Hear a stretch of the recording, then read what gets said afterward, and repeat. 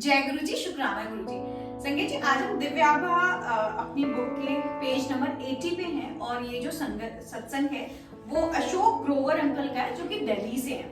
संगीत जी, बहुत इंटरेस्टिंग सत्संग है, आप लोग बहुत ध्यान से सुनिएगा। इसमें गुरुजी ने उनको एक्चुअली नया पूरा जीवन दान दिया है और इनका जो सब्जेक्ट है वही है मृत्यु शैया पर जीवन दान। मृत्यु शैया पर जीवन दान। एक परिवार पिछले 45 वर्षों से राधा स्वामी का अनुयायी था, किंतु उनमें से एक अशोक ग्रोवर गुरुजी के भक्त थे। उन्हें जब अपने संबंधी का फोन आया कि उनके पिता मृत्यु शैया पर हैं, तो वो तुरंत घर गए।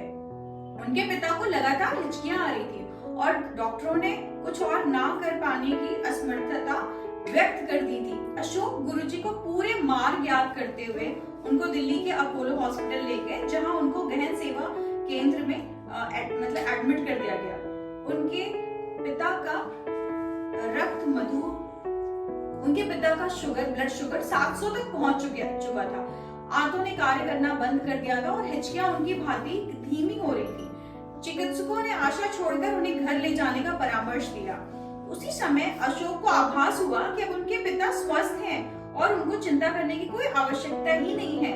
अशोक को एक आवश्यक कार्य से जाना था, अतः वह गुरुजी की आज्ञा अनुसार बिना किसी सेवक के अपने पिता को हॉस्पिटल में छोड़कर चले गए। अगले 2 दिन अशोक अति व्यस्त रहे और उन्हें हॉस्पिटल से संपर्क करने का भी समय नहीं मिला।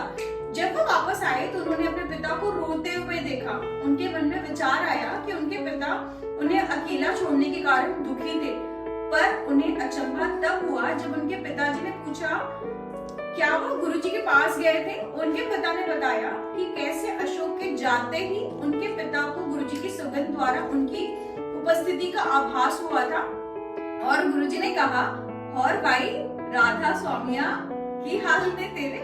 पिता ने कहा कि उन्होंने बाबा जी से अपने को बचाने के लिए विनती करी थी, पर गुरुजी ने आकर उनकी रक्षा करी। गुरुजी ने पुनः टेस्ट करवाने की सलाह दी। यह कार्यवाही 2 दिन तक चली।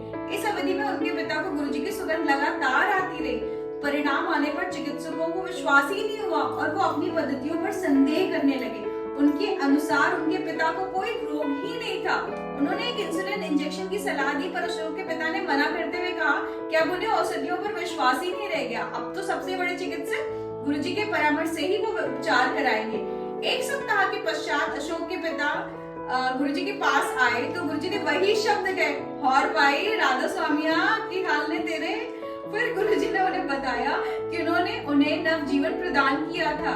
यह देखकर कि गुरुजी ने कैसे परिवार प्रमुख की रक्षा करी थी, परिवार के सब सदस्यों ने गुरुजी के पास आना प्रारंभ कर दिया और यह अनुभव किया कि वह स्वयं ईश्वर के संरक्षण में है। गुरुजी ने एक बार अशोक को आदेश दिया कि वो अपना कारखाना बंद कर यंत्र औजार आदि सब कुछ बेच दे। अशोक को पता था कि गुरुजी के इस आदेश का पालन करना होगा। अगले 15 दिन अशोक इसमें ही व्यस्त रहे। मशीनें खरीदे हुए दामों पर बिकी और शेष सब सामान भी हानि रहित दामों पर बिक गए। किसी को समझ में नहीं आया कि गुरुजी ने अपने भक्त को अपना कारोबार बंद करने का आदेश क्यों दिया। 3 सप्ताह के बाद वह व्यापार पुरातन घोषित कर दिया गया और कई लोगों को भारी घाटा उठाना पड़ा, पर अशोक बच गए थे। उन्हें स्वयं परमात्मा ने बचाया था। गुरुजी के आदेश का पालन करने में सदा लाभ ही रहेगा, क्योंकि वह कभी अपने अनुयायी के भले के अतिरिक्त कुछ नहीं कहेंगे। एक दिन अशोक की 10 वर्षीय पुत्री गुरुजी के दर्शन करना चाह रही थी। अशोक स्वयं बड़े मंदिर के कार्यक्रम में व्यस्त थे। उन्होंने एक भक्त से अपनी बेटी को बड़ा मंदिर लाने का निवेदन किया। वो बड़ा मंदिर आई, पर एम्पायर स्टेट जाने का हट करती रह गई। उसे वहां ले जाने वाला कोई नहीं मिला। पूरी रात्रि वह रो रो कर गुरुजी से उनके दर्शन के लिए प्रार्थना करती रही। अगले दिन प्रातःकाल सब चकित रह गए जब गुरुजी स्वयं बड़े मंदिर पहुंच गए।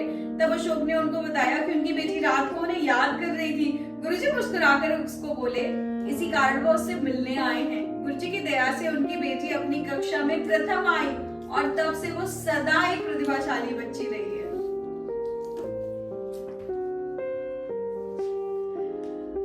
संजय जी, कुछ अलग ही है ना। 700 शुगर पहुंचना, मतलब ब्लड शुगर लिटरली मैंने तो अपनी लाइफ में सुना ही नहीं है कि 700 होने के बाद में कोई कैसे किसको जीवन दान मिल सकता है ना। बट हमारे गुरुजी हैं ही ऐसे। जय गुरु जी, शुक्राना गुरु